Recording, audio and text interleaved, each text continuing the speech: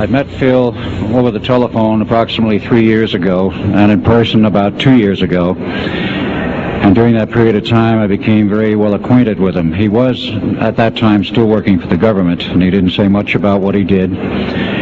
But nonetheless, over a period of time, I became well acquainted with him. I found him to be a person of integrity and honesty. And about 1 year ago, he became totally fed up with the New World Order and the establishment. He thought he was working for the betterment of mankind and the work that he was doing as a geologist for our government, as well as for NATO. And he found out that it could be and was actually anything but that. So his revelations became, in many respects, my revelations. And I urged him last winter and spring to go public and lecture. Finally got him out. He's given over 30 lectures to date, all very successful, very interesting. In fact, so successful there have been 13 attempts on his life since the beginning of the year, and he's survived them all. All I can say is God must be protecting him because he has a message. So without further ado, I would like to introduce Mr. Phil Schneider, and understand also everything is being recorded and the video and audio tapes will be available later. Please give a warm welcome to Phil Schneider.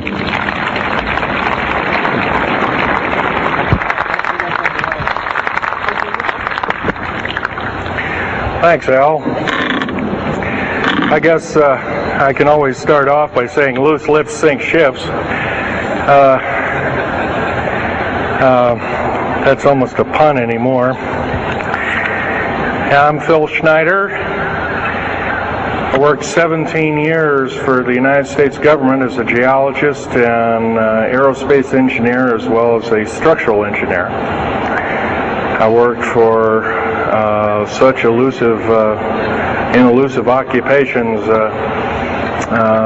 with Boris and Knudsen, Bechtel, Page and Page, Aerospatiale of France, and a host of other EG&G and a host of other, Los Alamos Laboratory and these kind of things. But rather than bore you with all those statistics, I've got cooked up a real mixed bag here of different topics, and it's might be a little bit like brain overload, but I'll start from the beginning. Now, like I said, I worked 17 years, co-invented methods of shape charge blasting, as well as laser rock deflagration, which means rock is literally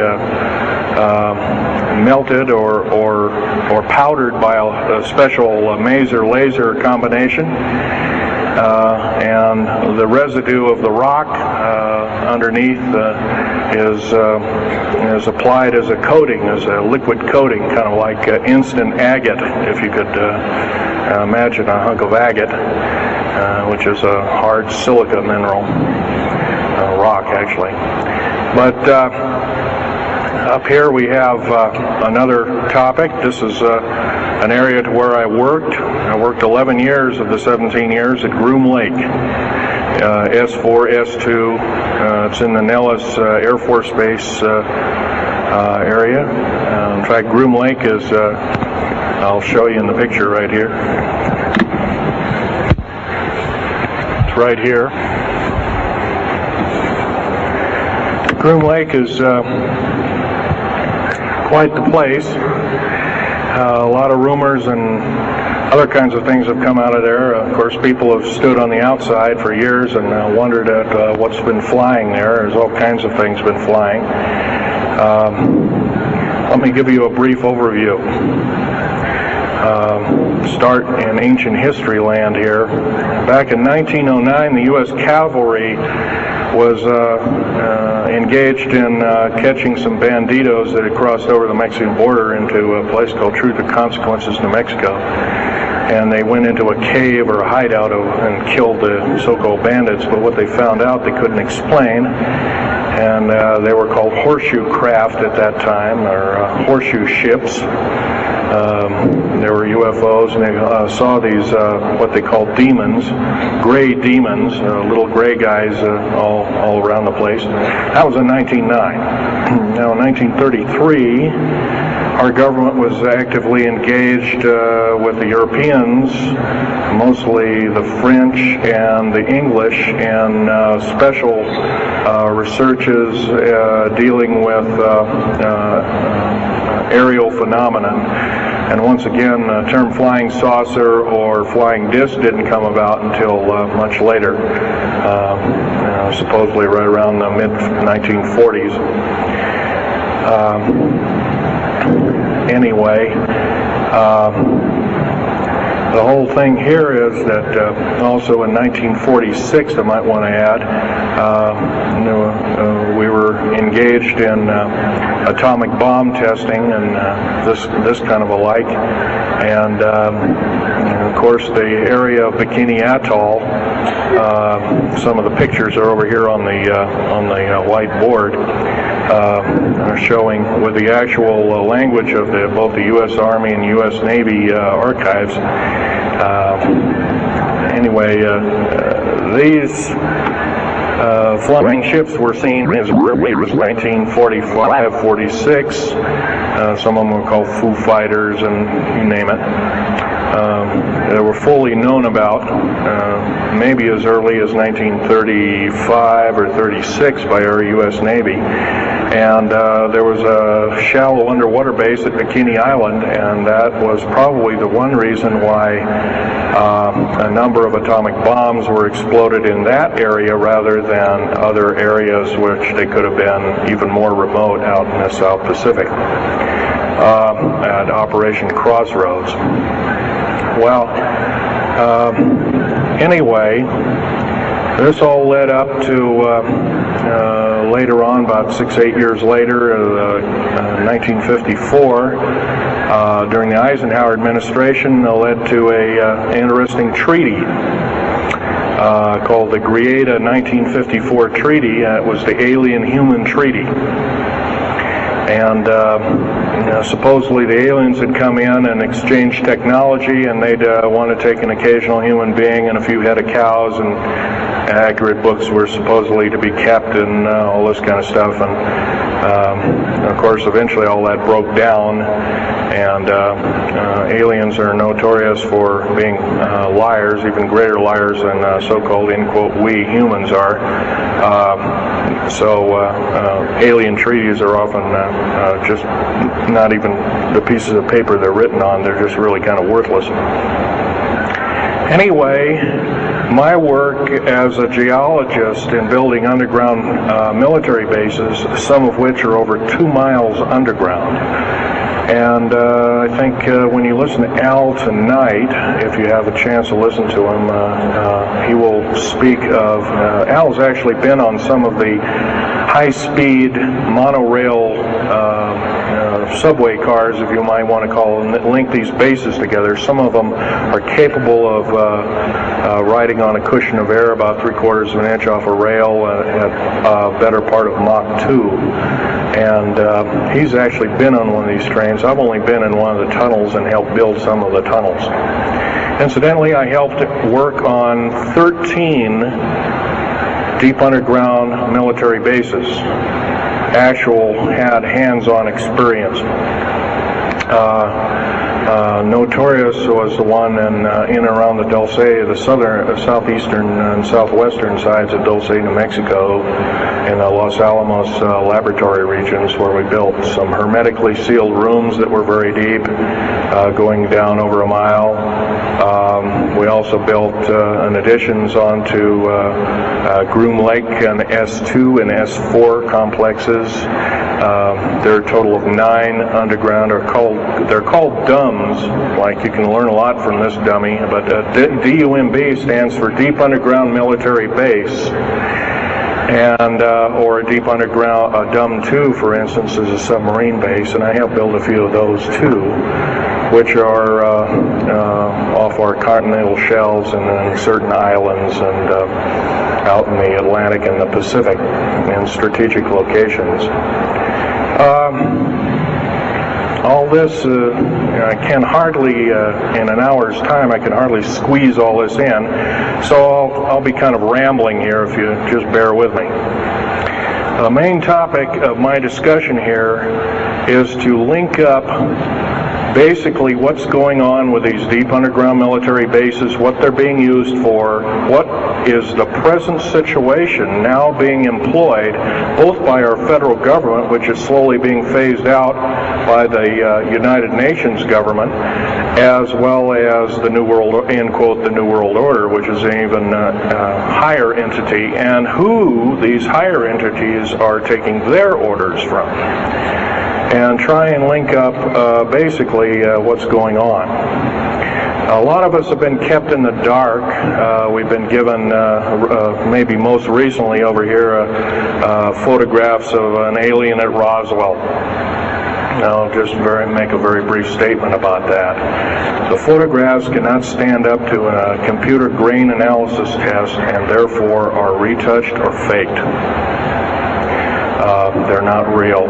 The real one, the real photograph of the charred or dead alien that was, or one of the several that were autopsied, is over here, was given to me by a friend by the name of Skip Frombach of Seattle. And his father worked as one of the principal doctors. He was from Germany at the time, and worked on some of the autopsy material, from what I understand, along with other people. Anyway, you just can't believe everything, and that goes for me. You got to get out there and do your homework. Like I always say, you might don't put your spectacles on, you put your skepticals on when you listen to me. So if we can have a show of hands here, how many people have heard about Roswell, New Mexico? Very good, almost all. And how many people have heard about the black helicopters and the other kinds of flying saucers type equipments out at Groom Lake and other places? Very good. Well, this obviously is a nice enlightened audience. Most of you have probably seen what a black helicopter is, or maybe even gotten rare glimpses of an F-117A black jet, or stealth, as they're often called, or a B-2 bomber, B-1 bomber, or some of these other sophisticated aircraft that are now being touted as the new technology. Once again, where did we get this new technology? Well, obviously we've had a little hand in that. Our little alien so-called buddies, have kind of exchanged things, not without a great cost. The cost of which has been a lot of people have disappeared.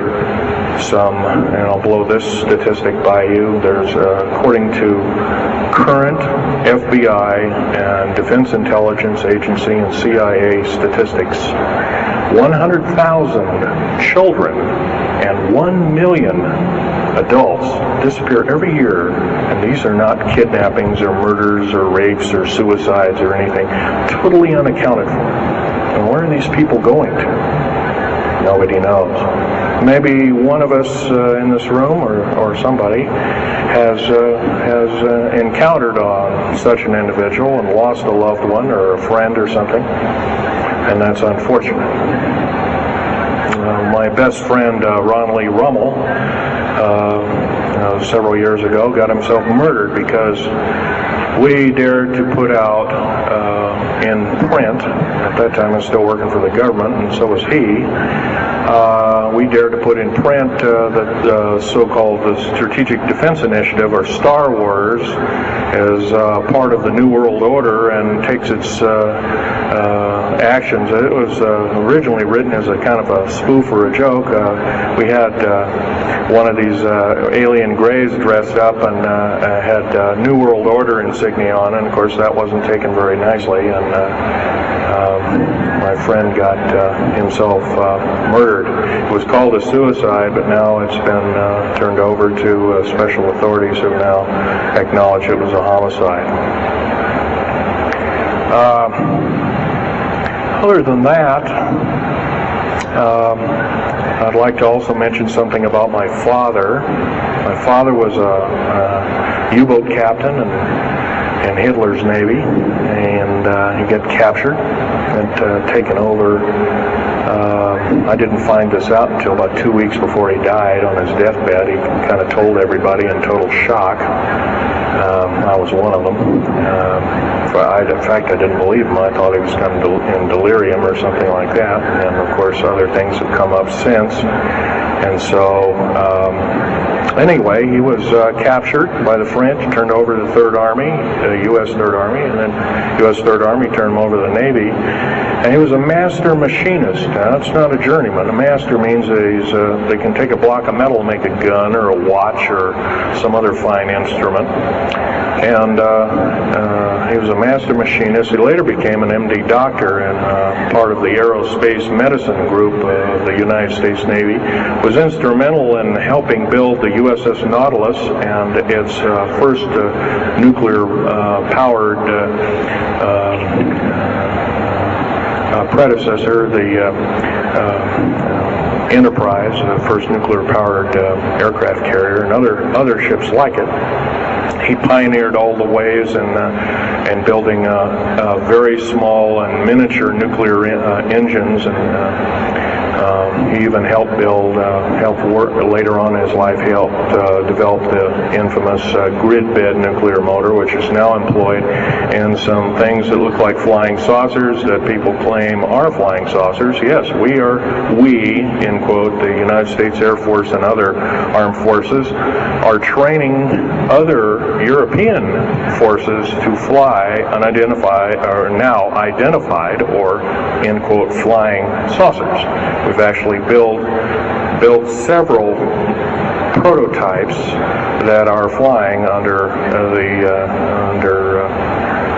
names of black craft.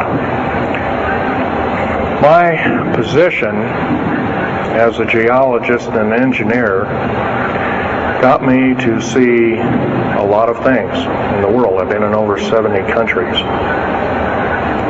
Also worked for NATO. I carried a level 3 security clearance with a rhyolite factor. Rhyolite is a hardened factor, only given out to a handful of civilians and maybe a couple of hundred military men worldwide. I thought I was doing the nation, United States, as well as the world a favor by, I thought I was kind of keeping my end up. Well, it didn't work out that way. I was to later find out that these underground bases are now being employed as strategic bases for, in case there is martial law in this country. Right now, our military professors that used to be in war colleges and the like are training people like ex-Russian KGB and Spetsnaz people right here on American soil. I've seen it with my own 2 eyes, along with other people, other geologists. By the way, I'm still a geologist, still do geological survey work. However, I don't work for the government anymore. I took my security clearance and all my government stuff and cut it up and sent it back to the, pardon my French, SOBs. When I found out that a number of these 131 deep underground military bases are being used to subvert the Constitution of these United States and its people, I says, that is enough. I can't possibly be connected. Oh, well, Mr. Schneider, you can't quit, they said. Well, I says, yes, I can.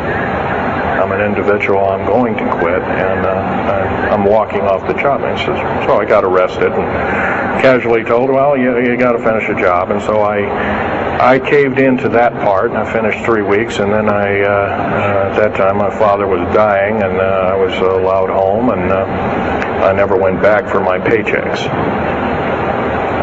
Don't intend to either. These people are beginning to show signs of being our utmost enemy. I'm talking about military people now engaged in training foreign troops on American soil, clearly against the Bill of Rights and the U.S. Constitution. It's why we formed a government, why our forefathers formed a government, a republic of these United States in the first place, way back 200 plus years ago. Because the drawing and quartering of soldiers, taxation without representation, law by edict, otherwise known as today's version, executive order, among other things. The very reasons that we became, in quote, free, a free republic, a free society, possibly one of the greatest nations to ever be a nation on this earth, were instilled in our founding fathers that are now so far away from the people now running our federal government structure. So I'm here today to touch upon a number of subjects. One being that these underground bases, roughly over 3 of them per state, there's now, instead of 12 prison camps, there's 39. That's almost 1 per state. They're building 2 prison camps every 7 months. They're building 2 underground military bases every year. Each one of these military bases, by the way, these underground military bases, they cost somewhere between $17 and $26 billion. They employ 1,800 to 10,000 workers each in varying grades of skill. They gobble up totally through the black budget, over 1/4 of the black budget, or roughly $310 billion. Of course, you may say, where are these figures coming from? Well, the black budget, as we know it, in quote, black projects, which anything called black is significant of hidden from Congress, hidden from the American people, and very few people are even in the know about it at all. But black budget per year garners over $500 billion a year. And it's these kind of huge quantities and sums of monies are garnered through CIA drug activity, National Security Agency clandestine operations, mostly in Panama and South America. Now also engaged in Russia in bringing and refining strategic metals. By the way, you might want to ask, where's all these kind of interesting new metals coming from? Over here on the whiteboard we have the new periodic table. It's got 140 elements. Now in our high schools of today, I was in a high school about a week ago, I saw a new periodic table had 105 elements on it. Now somewhere, we're not being told the truth. We're being lied to at every turn and every corner. We're considered less than morons. So the government has made itself an entity, an independent taxing body, an entity into itself, and isn't accountable to anybody. Not even the so-called New World Order. They just go ahead and do everything willy-nilly as they please.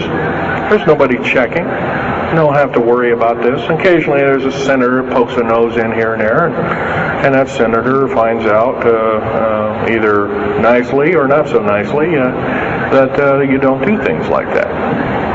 Now, if we're to gain a grip on our country, if we're to take our country back, we must first ask our public officials if they cannot tell us the truth, and we will impeach them, or they will be impeached, or they'll be tried as traitors. This is pretty stiff language. Already it's slowly beginning to trickle out and to occur to a number of people that this may be the only way out. Also, our founding fathers, George Washington, Patrick Henry, and a few of the other ones, came up and said that you don't want to let the beast out of the box. And they were talking about a runaway government. You don't want to allow your government to become like England at that time. And so they warned us about this very same kind of thing. First of all, the United States is not a democracy. It's not a republic anymore. It should be a republic. That's to the republic for which it stands, one nation under God. Why we can't even pray in the public schools anymore. We have to have a Supreme Court judge or group of them, plus Janet Reno and company, among other things, telling us what to do. Interpret for us as if we cannot read with our own two eyes and understand with our mind. This, of course, is bad policy all the way around. And I guess I don't need to blow that by your ears. Okay, on another subject, I have a number of items up here at the table. One of which here is, I can show it, is a heavy hunk of rock indeed. It has a weight of about a little bit more than a pound. 2.5 times the weight of uranium. It's not radioactive, can never be made radioactive. It's composed of earth, rare earth, clays, and powdered metals, as well as an alien element, mostly from crashed, retrieved flying saucers and those of the kind that have happenstance to crash in our deserts and backyards, so to speak. It's called mironite. This is employed in every stealth aircraft, every black jet throughout the black budget. Also in the very small quantities in the skins of black helicopters. Mironite. Here's another thing. Here's a piece of probably the purest titanium you'll ever hear or see. It's so pure, it's also composed with other alien elements to make it extremely tough. It's capable of withstanding temperatures in excess of 7,000 degrees Fahrenheit. Our new Phoenix-class submarines, of which we're building 2 a month right now. Phoenix-class submarines is a black budget program. Each one of those submarines costing $208 million just for the titanium hull, which is made of this material. Approximately 10,000 pounds of it. Now, we've got, supposedly, as of the data right now, we've got 106 of these submarines. They're plying the waters and the waves. They can dive to a depth of over 7,000 feet and hold that for 3 months. It's a fantastic submarine indeed. It has 11 grid-bed nuclear motors on it, engines that run everything, purify the air. And by the way, these aren't your usual nuclear motor installation. They're very small. They're probably no bigger than this podium, weighing less than 3,000 pounds, putting out as much as the equivalent of 3 aircraft carriers of the Enterprise class. But these Phoenix-class submarines are getting this metal. Now, where are we getting the metal? Well, it's being stockpiled in a number of strategic locations. Supposedly, I've heard stories, well, it's being mined on the moon, and I have no way of proving that, one way or another. I think we're probably getting it from Russia. Or refining it in outer space. What are we shuttling? Basically a shuttle, a secret shuttle flight, 1 a week now is going up and back. What are they shuttling? Well, obviously they've got kind of their own little laboratories up there, space station and all this kind of stuff. Remember, what you're being told is only just a smattering of the truth. It's not the real truth. Maybe it's 5% of the truth. Maybe it's not even that. You can rest assured you're not getting much. Another strategic metal is this particular bar with some strange crystals on it. There's scalenohedral crystals of niobium, titanium, rhenium, copper oxide. This complex group of elements, not found on the Earth in specific quantities. This was developed at Los Alamos through EG&G and other outfits, are employed in all black jet aircraft, all of them, including the, in quotes, sport model, the little flying saucer we occasionally see over at Groom Lake. And by the way now, if we happen to be with a video camera, you know, taking pictures of the so-called area around Groom Lake, it's now, you can get your equipment confiscated, your car, your house. You're considered the same thing as a drug dealer, and you'll go to jail for 5 years, up to 5 years, and $1 million fine. I personally don't think this is what I'm hearing. I just don't think that this kind of punitiveness is what we need in America, and we have to get rid of it. Otherwise, we're going to die with no America. Here's some other elements. Here's a very light element. It's composed of lithium metal, as well as a alien element, a little heavier than hydrogen, but a little lighter than helium, also employed in this. It's used in secretive methods of propulsion, and it also is in a peculiar scalenohedral crystalline form. And anything scalenohedral, and by the way, a scalene triangle is no side is equal to another side.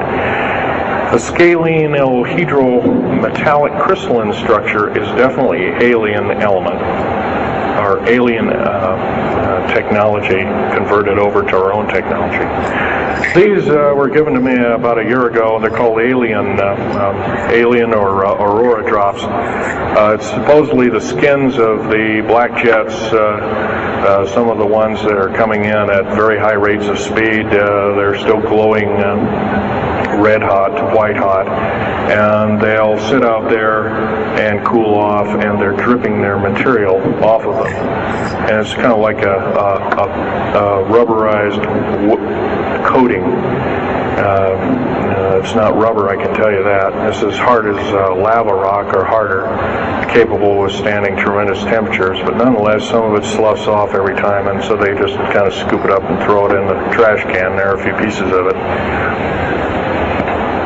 Here's one of the hardest so-called man-made rocks. Once again, it's got a number of alien counterpart. It's got an alien crystalline structure to it, very advanced.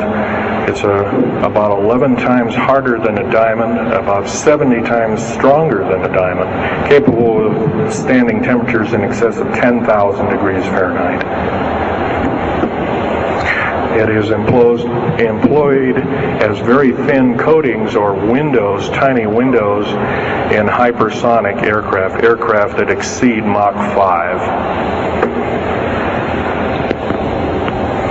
Here's an interesting artifact. Right here in this hunk of rock, which by the way was an old 100,000-year-old chipping tool found in Syria, Jordan rather, excuse me, is a imprint of, it looks like a fossil, but it's not. It's an imprint of a small mechanical part with exactly 360 kind of little rotor blades. Well, this rock is 220 million years old. Who was making machines 220 million years ago? Maybe Von Däniken was right after all, huh? Here we have an actual piece of agatized fruit, or it's similar to a lime. It's even been pecked by a bird at one time, and that's still there. So it's instantly turned to agate. It is the same agate or chemical structure as material found at Hiroshima and Nagasaki after the A bombings in World War II, where grasses and flowers and petals of flowers and other kinds of things were instantly petrified, turned to agate. It is the same identical crystalline structure. However, this particular apiece, is about 20 million years old, and it's still got its original green coating, and it's basically unchanged, perfect condition. Likewise, here's a garlic plant about somewhere between 20 and 35 million years of age, and once again it's got that same pink agate coating. And here are some pieces of the metal skin from the crash disk at Roswell. It was given to me when I was 14 years old. My father was visiting one of his old friends in the Navy archives, as well as he was in the Royal Navy in England. And I, as a 14-year-old boy, I says, "Gee, Dad, can I ask Johnny something?" "Oh, go ahead, ask him.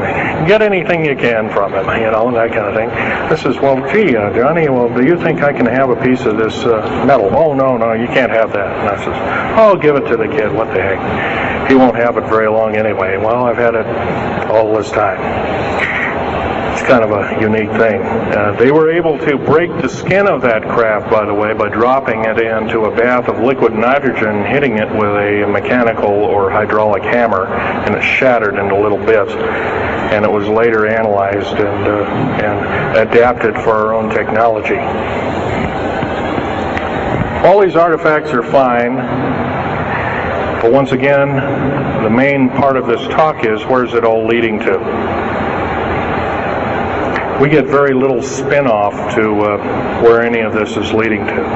Occasionally we'll get a new computer, or maybe a quartz watch, or some little trinket, kind of like giving the Indians beads a couple of hundred years ago. Well, we're getting these little spin-offs. But the black budget still rolls on, garnering up over $1 trillion every 2 years. It's somewhere between 1.023 trillion and 1.31 trillion dollars every 2 years. And every year it goes by and the black budget is unchecked, unaccounted for. It's just subverting our country. That's number one. Number two is that these underground military, first of all, if there was something like a nuclear war, or there was a definite enemy out there where we were going to be under attack, like from China or someplace like that, I could see maybe a couple of dozen underground bases for a government, and so it could theoretically rise up like the phoenix out of the ashes. Well, not 131 of these. And if you were going to so-called round people up and put them in prison camps, what a better prison camp than underground, where nobody knows where it is anyway. So once again, these underground bases are most likely been planned as underground prison camps and slave labor factories for the New World Order. New World Order, by the way, is getting, and I'm probably the only person ever talking about this, the New World Order is taking, and the United Nations is taking its orders from, believe it or not, these more powerful outer space alien entities. We might call them the large grays or the small grays. Sinister forces indeed. And you might want to say, well, gee, how come we don't see more of this kind of thing? Well, you can just imagine. If you're only being told 5% or less of the truth, that isn't very much to go on. That's one thing. Another thing is, you don't find very many people coming up here and letting you have hands-on experience. I'm going to try and do this to you. However, I do ask you to go out and do your homework and keep doing it. Don't necessarily believe in what I'm saying, but get out there and talk to people. Whether it's just a couple of neighbors or friends or something, get out there and talk. Because one will tell two and two will tell four, and then pretty soon you have a whole room full of people that are in the know. And then from there, wonders can work. Other than that, as far as changing the black budget and these clandestine programs, public opinion is only going to be that. going to do that, and it's going to take millions of us. But we have to be informed. And to do that, we have to be doing what we're doing now, gathering and talking. And, of course, most of us are adults and can weed out fact from fiction. Most of us are responsible adults and know the difference between fact and fiction and how to use it or how to abuse it. And so we, therefore, have to continue to keep studying and keep talking. If there's just me out there, and believe it or not, there aren't very many people like myself out there talking. I've given over 30 talks in the United States, Canada, Japan, went over to England, went into Japan kind of illegal, came back the same weekend. They flew me in and out, but gave a talk to a number of their execs, and they were very interested indeed. Now, if this is all a bunch of poppycock and hooey and poo-poo, I wouldn't be listened to, be given an audience by these people, but evidently I have. But 13 attempts on my life since the first of this year. There's a number of you ladies present, so I won't gore you out, but Al has seen some of the wounds, and there's a few other people that have been to a few of my other lectures, and they can attest that I have been shot. I've been run off the road, I've been pushed off the road, I've been mostly shot at, and that kind of thing like that. But been in hand-to-hand combat with some of these people, and once again, I'm not in the best of shape anymore, but I still know how to handle myself. And I'm just about ready to wrap things up here, but just basically wanted to give you an overview of what's happening. And if we have any questions, we can start asking a few questions. Okay, here's a gentleman way over here. Would you please speak up loud?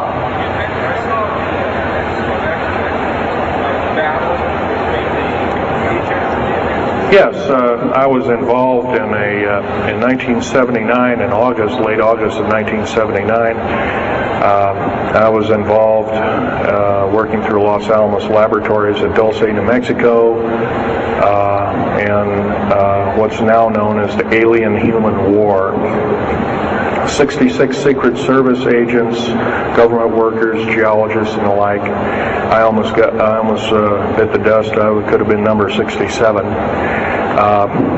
Lost their lives that day because the government lied and knew full well what was underneath. And what we'd done is, out in the desert there, we had drilled in a period of a couple of days, we drilled 4 of these holes that went down several thousand feet, and one of these holes kept bringing up dirty dust and putrefying odors and broken off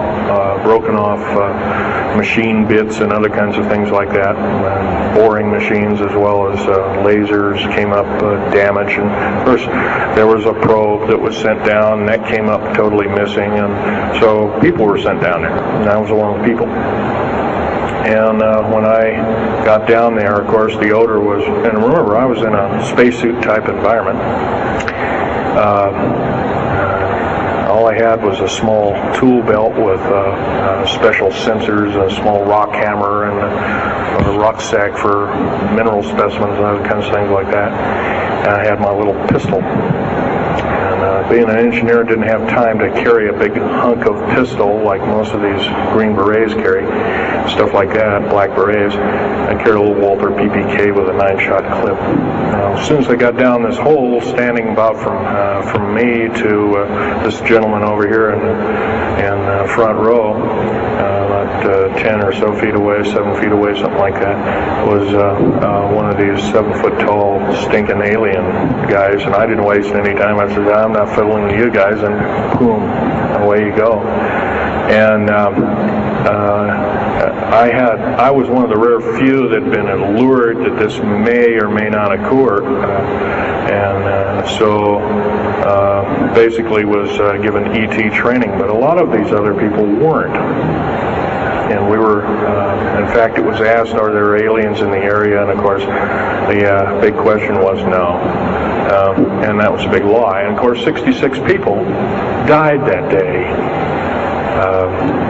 I have a big hole in my chest. I lost a leg. My lung was literally burnt out of me. My fingers burnt off of me. My toenails burnt off of me. My skin was, I was in radiation isolation therapy for 400 plus days. My bones were vitrified or burnt. I was cooked. I managed to survive. They're telling you something about it today. But other than that, I'm the only talking survivor. There are only 2 other survivors, and they're in nursing homes up in Canada. And Canada refuses to allow the United States officials to talk to them. They're in very bad shape indeed. One of them can't talk, and the other one doesn't want to. So, they're regarded as Canadian heroes, and so they're being kept by Canada. Okay, this fellow over here. Speak up loud. Okay, are there any bases? Actually, yes, there's several. In fact, as I was coming to this talk, I was supposed to be here by plane, but there was a subsequent foul-up.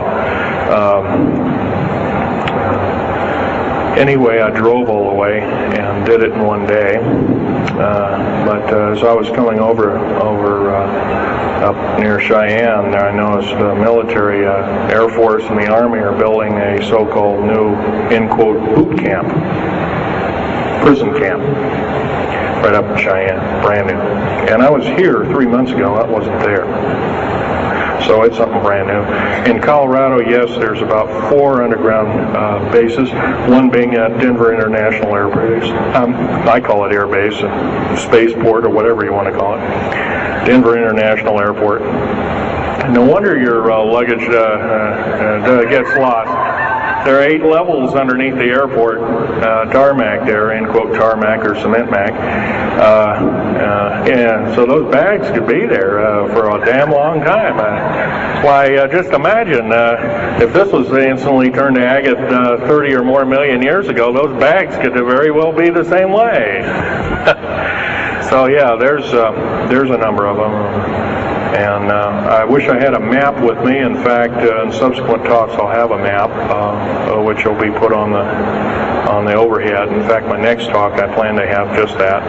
I had planned to bring a map here and had all the latitudes and longitudes of all the bases, and I can't do that. That would be a nice jail sentence for me, so I didn't bring it. So, but other than that, I'll have that all researched for you. Yes, this woman.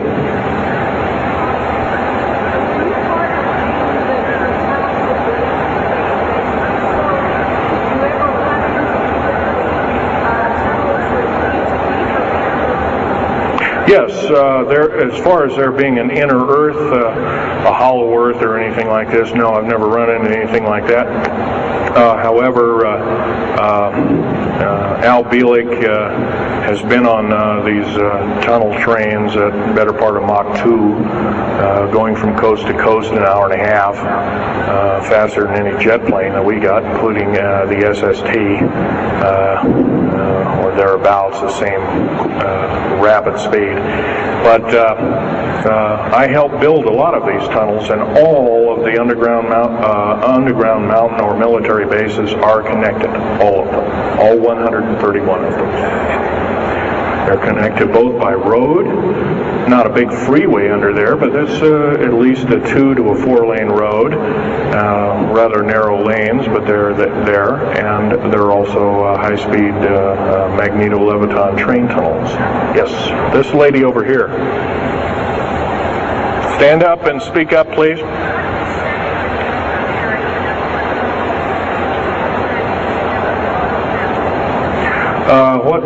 What levels of military personnel know about this?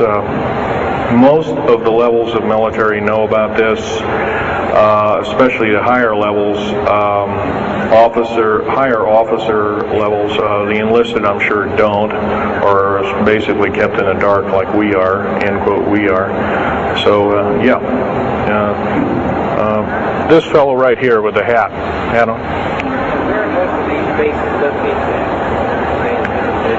Well, there's 131 of them in the United States, 127 of them in the lower 48. There's some in Canada, I'm not counting those. There's some in northern Mexico, I'm not counting those either. They average about 4¼ cubic miles hollowed out underground, an average depth of 5,700 feet underground. Average cost $17 to $31 billion each. They employ anywhere from 1,800 to 10,000 people. Some very large ones now being built in Sweden, one of which is repudiated to be 30 cubic miles. It will take 5 years to build that one at a cost of about $2 trillion. And that's all being supplied by the United Nations. Yes? Anybody over here? No. This gentleman. Speak up, please. Okay, you want to know exact locations of all these? Well, for where all of your Army, Marine Corps, Navy, and Air Force bases are, they're with all the present, not the ones closed down. By the way, the closed down bases are now being used for gasoline storage and equipment storage and these kind of things. So they're not really closed down yet. Boot camps, end quote, boot camps and all this kind of stuff. So-called prisoner camps and these kind of things. Right now our police, for instance, are being trained by the Air Force and the Army intelligence in martial law research, as they call it. How dare they call that by that name. So where these are, where every one of these strategic bases are now. In Colorado, in around Denver, there's 3 of them, and they're fairly small. Some of these bases are only maybe 2,000 to 3,000 feet in depth. Some of them were built a long time ago, back 35, 40 years ago, and they're only maybe 500 feet, and they're mostly for equipment storage. Denver, and then there's Fort Collins. There's also Colorado Springs area has a number of them. By the way, Colorado Springs is kind of a famous area. Nikola Tesla's laboratories were in Colorado Springs, and need I say more? I'll leave that up to Al Bielek. As far as Nellis Air Force Base, there's 9 underground mountain bases in Nellis Air Force Base. That's in Nevada. It's north of Las Vegas. There's going to be a UFO show and conference in Mesquite here later on this month, and that's up very close to, end quote, Area 51. That whole area, by the way, the state of Nevada is 81% end quote, managed or owned by the federal government. The land is either restricted or run by the federal government. That's why there's groups rising as we speak, dealing with the problem very vociferously, and senators are now getting involved. So evidently waking up is occurring.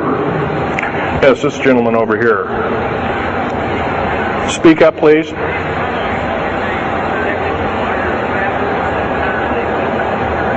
Okay. Yes, they are. The gentleman asked, are these tunnels connected to large caverns? Yes, these large bases are basically like this Coliseum. Everything's underground. Everything's a city underground. Most of these bases are both have military bases, and they have all the accoutrements of life.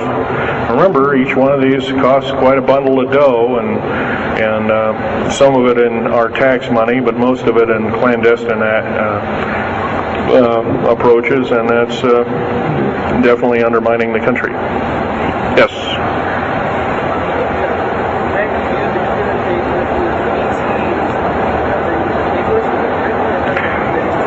Well, some of them have a difficulty in understanding our language. It's too slow to them. If you've heard whale songs or bird chirpings at high speed, it's about what these aliens sound like audibly to us, so it's a bunch of gibberish. Yes, they've slowly actually broken down. There's 11 prototypes or 11 civilizations of aliens visiting this planet all the time, all of which are known by the U.S. military, 9 of which are not very good indeed. They're pretty bad news. 2 of which are benevolent, but the benevolent ones have supposedly left.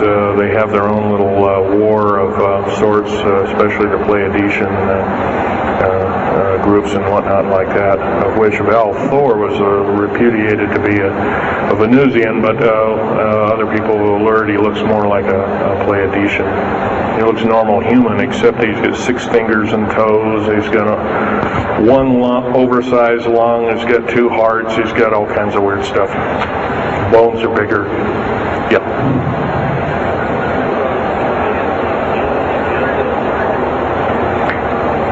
The man asked, do I tie in the alien agenda to the New World Order? Yes, sir, 100%.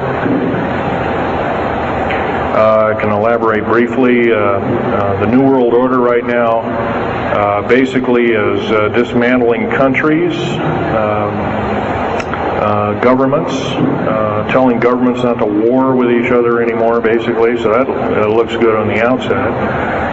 They're taking their orders directly from the aliens who've got their own timetable. They want the one world order because they want the planet for themselves. And, of course, you've often heard of the term Global 2000, and that's a supposed sinister plot, or has been a group of sinister plots to produce biological weaponry to reduce or thin out the so-called ethnic cleanse the population of the planet by 5/6, or roughly 5 of 6 billion people, enslaving the rest to work willy-nilly with the so-called people of the New World Order. Now, another peculiar thing is the alien agenda is not really well believed nor understood by a lot of these one-worlders.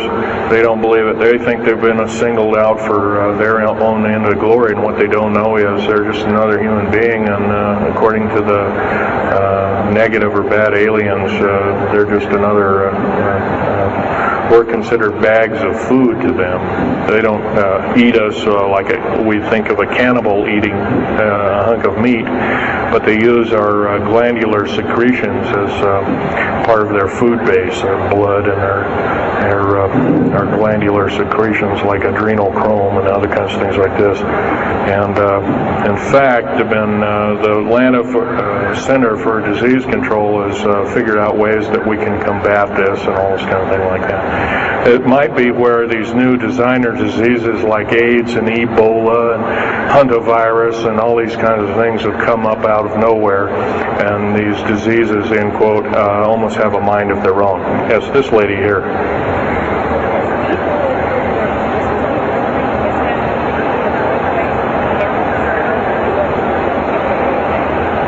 Okay, lady asked, is the tunnel building having an effect with earthquakes? Yes, it could very easily be, although got to remember a lot of these underground bases are constantly being repaired, and so a lot of people have to be hired. As far as the U.S. government, second part of her question was, is the U.S. government modifying our weather? Yes, that's an affirmative.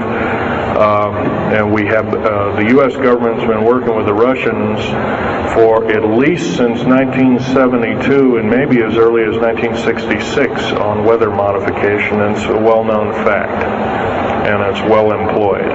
And by the way, they can literally weather modify a hurricane or a tornado out of existence. And the reason they don't do it is pretty obvious. Yeah, right. Or they could actually send a plane inside of a hurricane, for instance, that would blow off an atmospheric bomb or a shockwave bomb in the eye of the thing. It would completely dissipate. Well, they don't do this, of course. There's probably other reasons for that. See which way it goes, or what kind of havoc, and how we can study the havoc, and we go from there. This fellow way in the back in the black. How do we learn more about our general topic? Well, there's this particular fellow, his name is Richard Souter, PhD. He wrote a book recently, Underground Bases and Tunnels, What is the Government Trying to Hide? That is one book.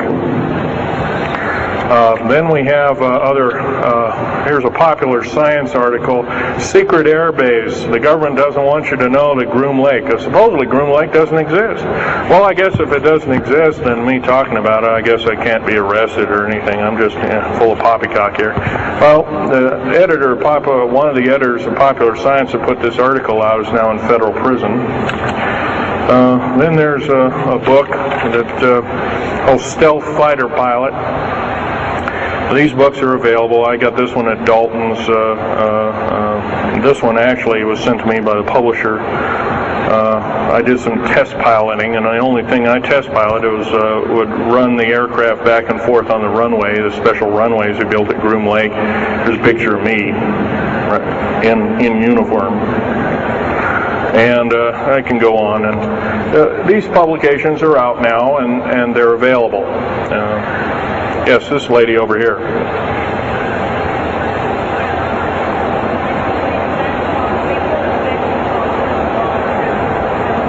I can't hear you. What?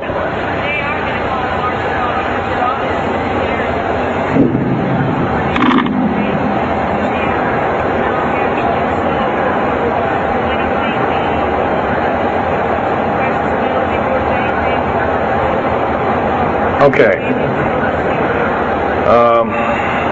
Okay, that's kind of a mixed bag question there. She asks, with martial law being called, will precious metals and all these kinds of things. First of all, hoarding anything will be outlawed. If you hoard food, have a radio, any way of communicating, stash gasoline, these kind of things, you'll just be rounded up and that'll be the end of you. Martial law is martial law. Martial law is dictatorship of the worst form, or one of the worst forms. And her other part of the question, if I got it right, was when's the alien takeover? Well, the alien takeover right now is, and probably will be for probably the next 20, maybe 30, 40 years, will be basically in the background. The idea is to get the one world beast-like government order in place, and to thin out the population of the planet. And then, of course, then all heck will break loose from then on. And whether it is, I don't often mix Bible and talk, but some people have alerted, well, this is already mentioned in the Bible, blah, blah, blah, and all this kind of stuff. Well, that may be, but all I can tell you is I've been face to face with one of these sinister characters, or a couple of them, saying the least, and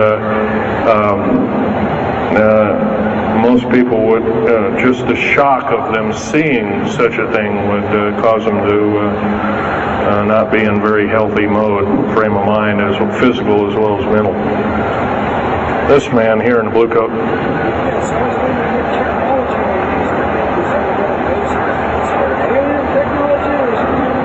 Well, it's a combination. What technology is used to build these underground bases? Well, we have lasers that can drill out, or basically deflagrate or melt out a tunnel 7 miles a day.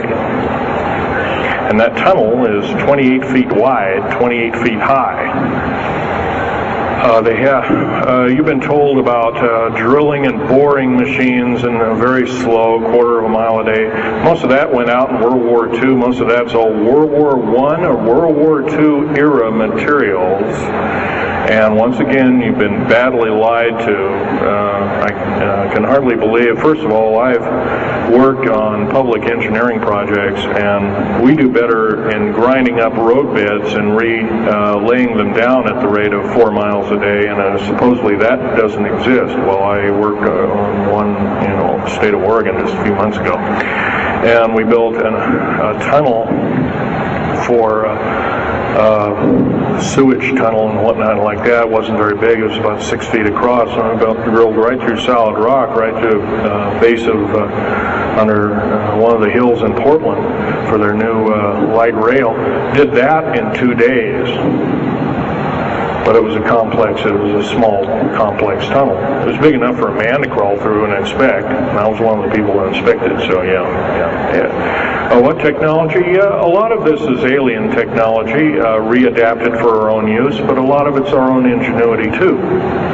So you can bet, how can you tell alien technology? Well, anything that's just absolutely outlandish, like taking a oxyacetylene welding torch and trying to cut into this metal and getting nowhere, obviously, would be metals research, aircraft research and the like, and different tools and products, which things that are many times the hardness of diamond or known hardened substances like boron. Obviously, that's nothing that we came up with on our own. What we could have over a several hundred-year period. But you've got to remember, too, that the military technology is outstripping the public sector technology at the rate of 44 to 45 years of technology for every calendar year, every 12-month calendar year here. So every year going by this time in 1996, the military technology will be roughly 45 years more advanced than where we are today. So it's quite possible that way back in 1943, the U.S. Navy not only caused the ship to disappear, it literally disappeared and reappeared.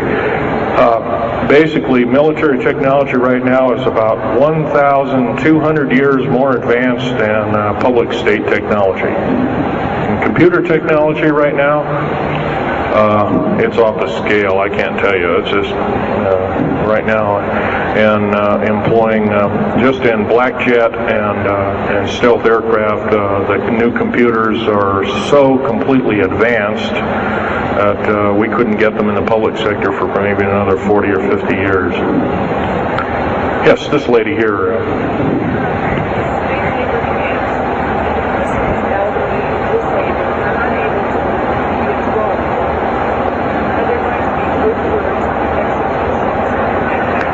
Well, the lady asked with the slave labor camps, the old, the infirm, the handicapped, are they going to be executed, and will there be executions? You can bet your bottom dollar there actually will be these things.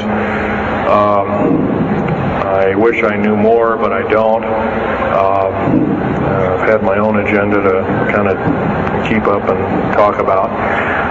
But other than that, yes, I would imagine so. If you look at all the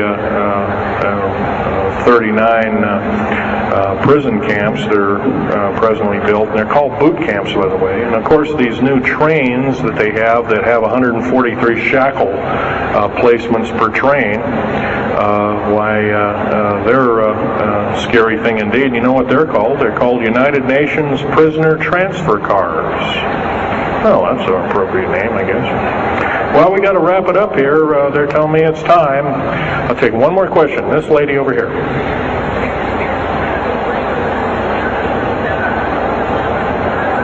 Don't brainwash you. They don't brainwash you. How do they brainwash 18,000 people that are working?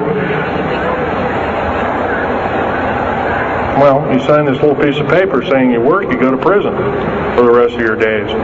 Or you're not going to be taking home a paycheck of about anywhere from $4,000 to $40,000 per month, depending upon your position. $40,000 a month is a lot of petunias. Okay, well, I got to wrap it up here, folks. So I'll be over in Al Bielig's booth. I think it's over in booth number 125. I could take other questions there and let you take a look at artifacts. And once again, on these artifacts, in a very few minutes, don't handle them, just look at them. Thank you very much.